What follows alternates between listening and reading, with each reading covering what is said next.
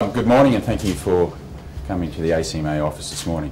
The purpose of this conference is to publicise the findings in the Today FM matter.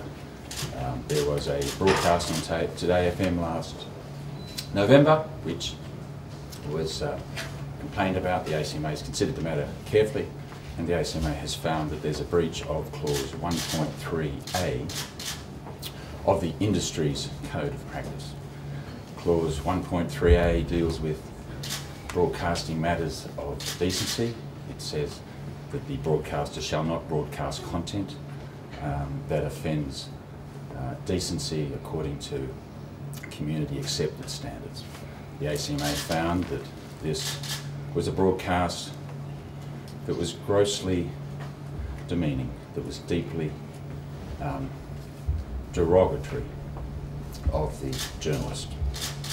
The ACMA found this to be a clear breach of that provision. This is not the first time that this licensee has breached the provision with respect to decency. There was a previous case where the licensee had breached it.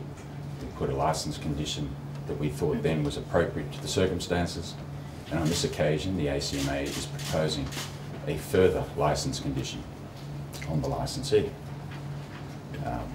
So we will be gazetting today that proposed licence condition. The licence condition essentially uplifts clause 1.3A from the industry's code of practice into a licence condition.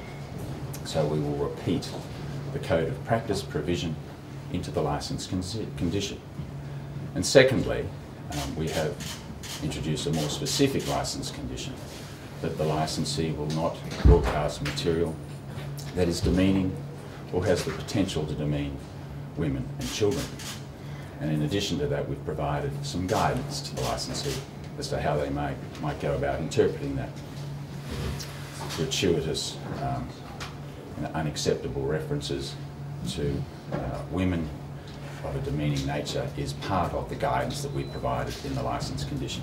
We'll be gazetting that today, and of course we will, as we always do with licence conditions, be taking on board licensee submissions before we finalise it.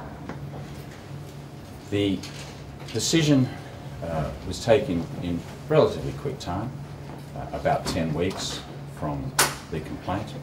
It was a pretty open and shut case. It was a very clear breach.